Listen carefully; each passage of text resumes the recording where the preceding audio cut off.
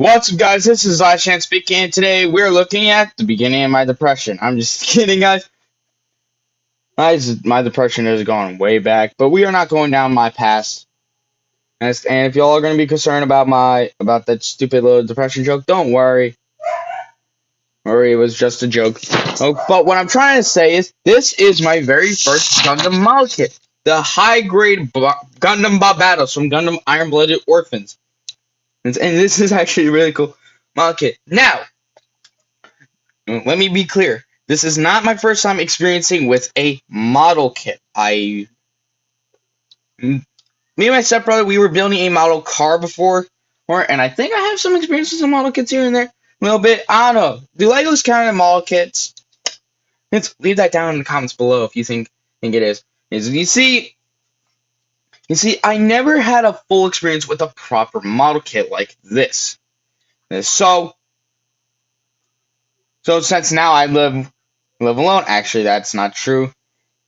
But since I have my own bank account, I decided to take the plunge in the model making. Now, is this figure as bad as I may gonna tear it into? No, it's not as bad as I might point it out to be. Here's why.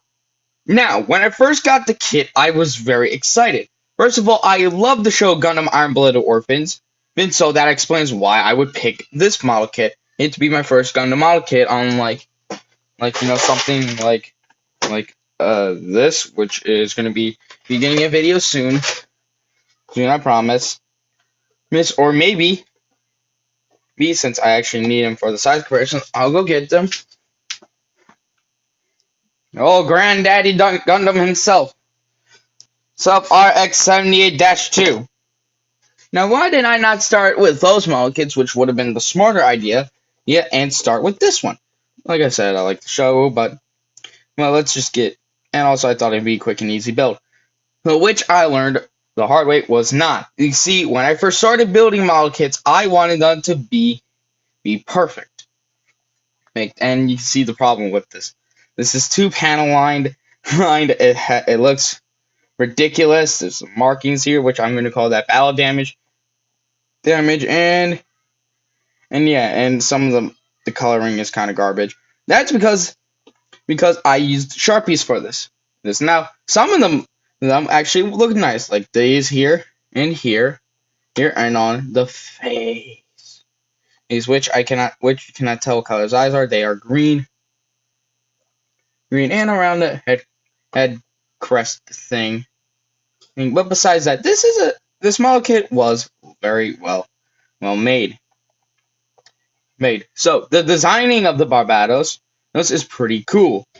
I think I said that in my master grade Gundam Barbatos review. I don't know. Correct me if I'm wrong about that. But this is a very interesting design for a Gundam. Now, the Barbatos, are these arms on backwards? I don't know, and I really don't care anymore. The design of the Gundam Barbatos is actually my favorite design. It takes, like I said in that video, it takes the blocky design of the RX-78-2 and Michael Bayified it. If you don't know what that means, it just means you just make it look like a complete and utter mess. But this thing is a mess in a good way. Now, I don't know what else to say because I literally talked about this design before. So let's just move on to the accessories that it comes with. And I think I'm missing something. Give me 1 minute. Oh, there it is. Alright then. Let's begin with what every Gundam model kit comes with. Instruction manuals. It has a lovely picture of the Barbatos here. We got the Barbatos. I was trying to go for more like an anime look. That's why you see so many black lines on it, which was a mistake. But that looks nice. Pilot Mikazuki. Right there.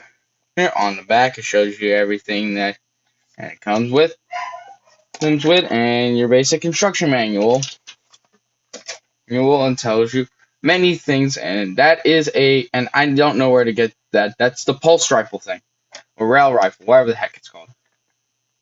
Also, as that, get your instructions. You come with with these things here, which are clips for the back. So basically, you just plug them into his, or peg it into his back, and you just put it into his back, and you take his included sword or mace club weapon. Again,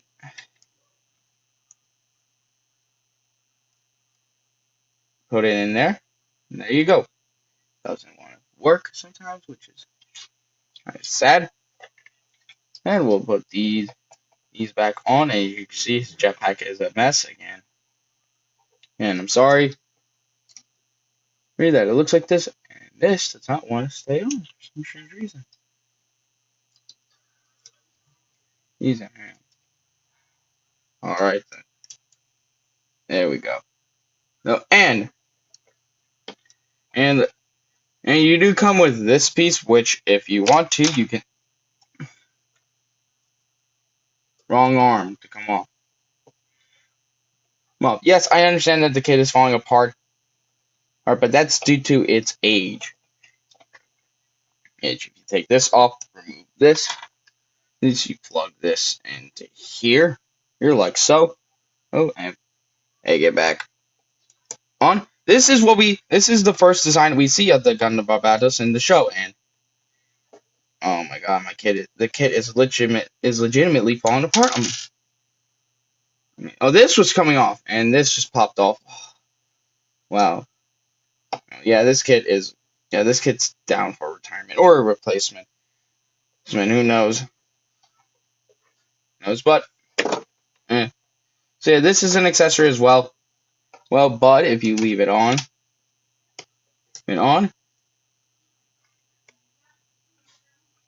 you do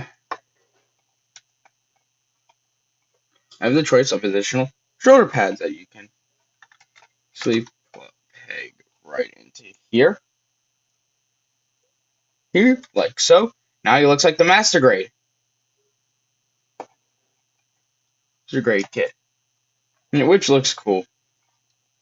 Oh, and you do come with these parts here, which can extend these things. And if I'm not mistaken, and you can put the rail rifle on it, but I don't have a rail rifle with me, so that sucks. And the last accessory, there was one more, but we don't talk about where that went. It's his sword. Originally he did come with a club weapon thing like the Masquerade did, except the sad truth is I lost that thing a while ago. It's somewhere, I don't know where it went. It's now lost forever in the void of lost items. And I didn't care looking for it. I tried looking for it went missing, and I never found it again.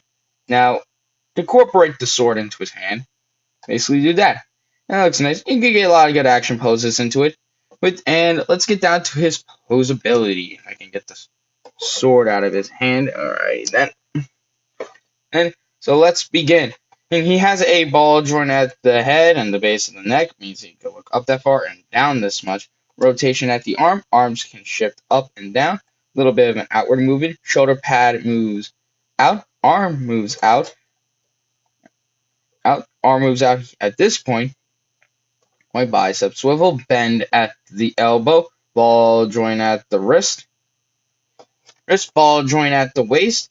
He has somewhat of a hinge, but it's not really the best because, like I said, this kit is legitimately coming apart. Alright, fixed it. So yeah, he has a little bit of a shift here, and this kit's still falling apart on me. If he was to put these on, you can see it's ball jointed here and here, and in here and there. So basically, you got those range. You just side skirts move out, front skirt can move out. And originally this was one piece. I split the skirt and nothing at the back skirt. Leg can kick forward this much and back that much. Legs can go out that far, or somewhat of a shifting hip.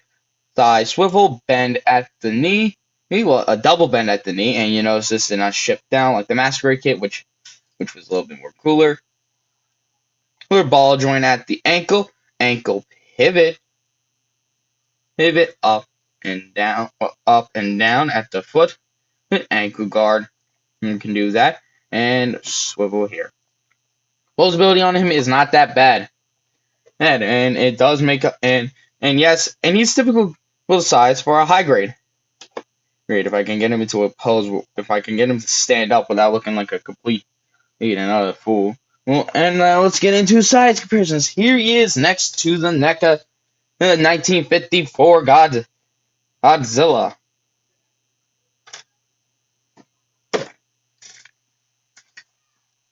Here he is next to Cliff Jumper. You're a little bit taller than Cliff Jumper. Here he is next to the superior Barbatos figure. You're the Master Grade Barbatos, which I prefer. Not because this thing sucked. No, I love this thing to bits and pieces. It's just the fact that this was more of a fun build. And here he is, next to Granddaddy Gundam himself, the RX-78-2 High Grade, which we'll be getting a review soon. So yeah, overall, I really love this kit. Now I know you're possibly wondering, why do I love this kit when I like the Master Grade more?